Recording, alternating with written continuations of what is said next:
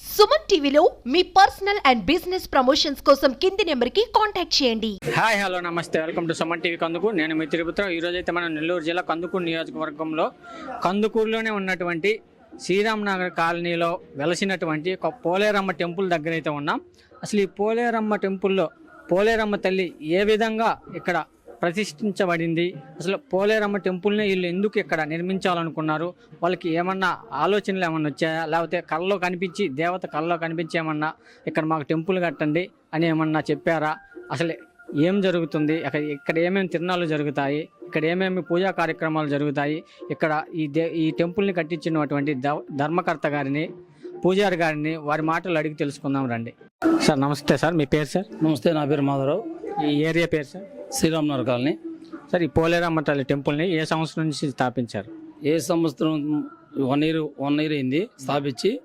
గత 3 తరాల నుంచి మా తాత, మా నాన్న, మేము 3 తరాల క్రితం నుంచి గ్రామం మొత్తం అటువంటి ఆ రోజు 9 ఇళ్ళు ఉండేరు.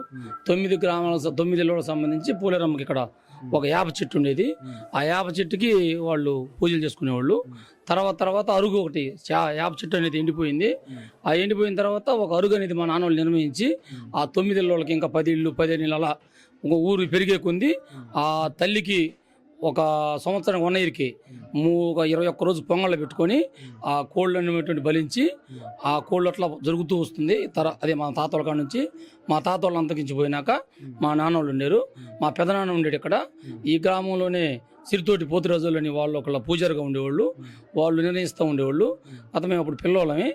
మా ఆయంలోకి వచ్చిన తర్వాత మేమేదో దేవుడి దగ్గర పని చేసుకుంటా ఉన్నాము. ఈ స్వామివారు కలిసారు.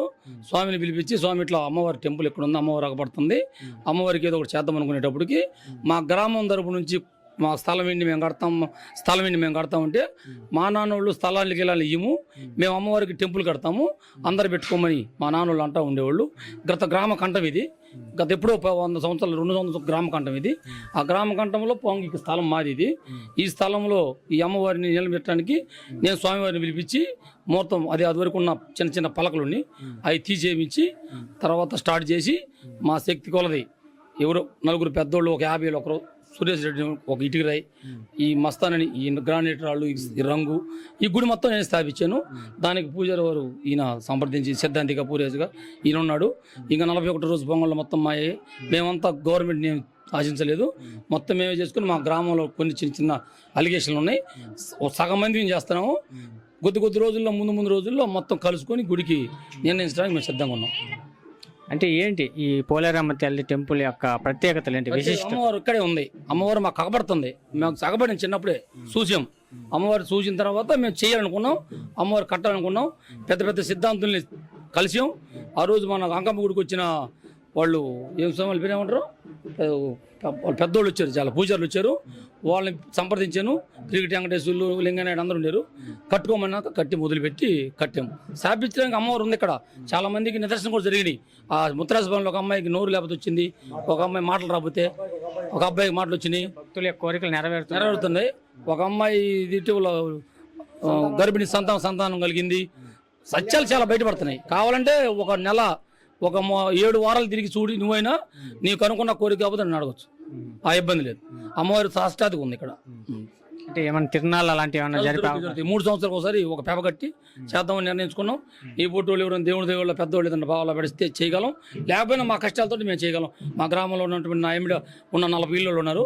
ఆ 40 ఇళ్ళతో 42లో 43లో మా డబ్బులు మేము చూసుకొని ఇప్పుడు కూడా నేను వాచ్ కోసం చేసాం.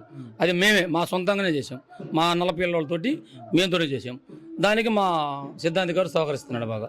ఎక్కడెక్కడి నుంచి వస్తుంటారు సార్ భక్తులు? చుట్టుపక్కల ఇప్పుడు వరకు యువత గ్రామాలు ముత్రాసుపల్లి నుంచి వచ్చారు, అదే ఊరు అది రావలగూడ నుంచి వచ్చారు, ఒంగోలు నుంచి వచ్చారు, చుట్టుపక్కల వస్తున్నారు. కొంత ఇంకా డెవలప్ కాలేదు, సంవత్సరమే కదా.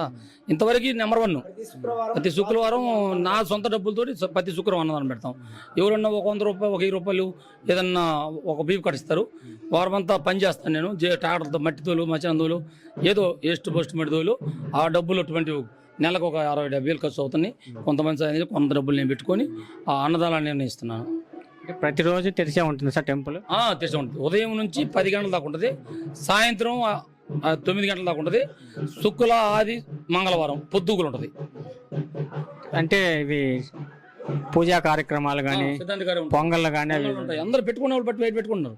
పొంగల్లో మన మటన్ ఇది పొట్టేళ్ళు కోసుకోవటం, కోళ్ళు కోసుకోవటం, ఎవరు ఏది శక్తి కొలది, గ్రామదేవత శక్తి కొలది కాబట్టి వాళ్ళు ఒప్పుకున్నటువంటి కోరికలు నెరవేరితే వాళ్ళు వచ్చి పొంగలు పెట్టుకొని కోళ్ళు పళ్ళు కోసుకొని.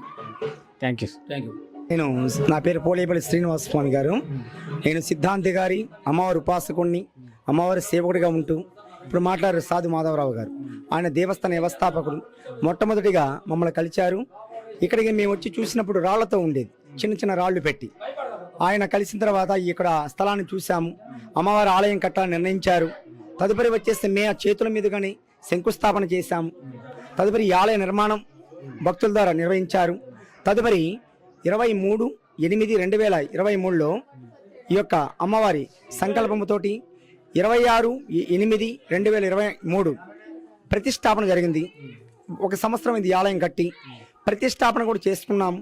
తదుపరి ప్రతి శుక్రవారం మన యొక్క దేవస్థాన వ్యవస్థాపకులుగా నిర్వహిస్తూ కర్త కర్మ క్రియ సేవలో ఉంటున్నటువంటి వారు సాధు మాధవరావు గారు.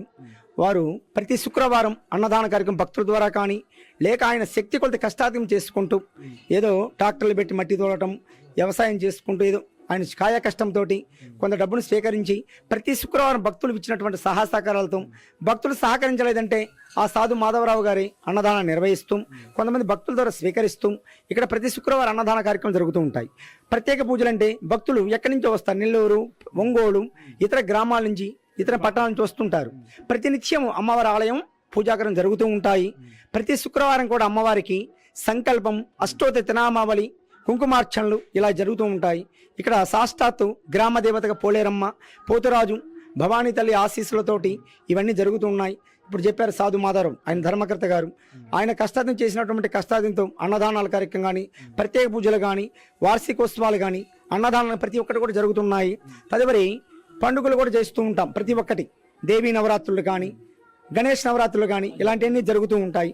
అది భక్తుల సహకారాలతోటి ఆయన సాధు మాధవరావు గారి కష్టాధికంతో అమ్మవారి నేను పూజారి గారిని, సిద్ధాంతి గారిని ఇక్కడ సేవ చేస్తున్నటువంటి వ్యక్తిని కనుక నాకు తెలిసిన వరకు నేను తెలియజేయగలిగాను. అమ్మవారి ఆశ సాష్టాత్తు ఉంది.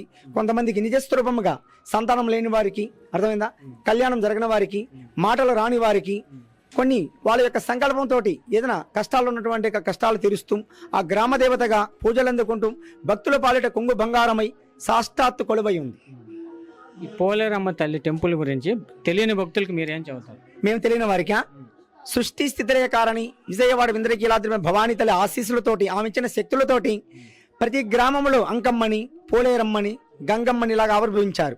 గ్రామ దేవత దగ్గరికి వచ్చిన వాళ్ళకి ఏం చెప్తామని మీరు అడుగుతున్నారు ప్రశ్న. అమ్మని నమ్ముకోండి. ఇలాగా ఒక 9 ప్రదక్షిణలో 21 ప్రదక్షిణలో మీరు అనుకున్న కోరికలు నెరవేరాలంటే అమ్మవారి ఆలయం చుట్టూ తిరగండి. ఇన్ని వారాలని చెప్తాం మేము. అది నెరవేరిందంటే మీ నమ్మకం ఉంటే ఆలయంలో తిరుగుతారు. నమ్మకం లేని వాళ్ళు ఏం చేయలేము. నమ్మితే సొమ్ము, నమ్మబొద్దుమ్ము. నమ్మకంతో రండి, అమ్మవారి ప్రదక్షిణ చేసుకోండి, మీరు అనుకున్న సంకల్పం నెరవేర్చుకోండి అని చెప్తూ ఉంటాం భక్తులకు. ఓకే స్వామి, థ్యాంక్ యూ.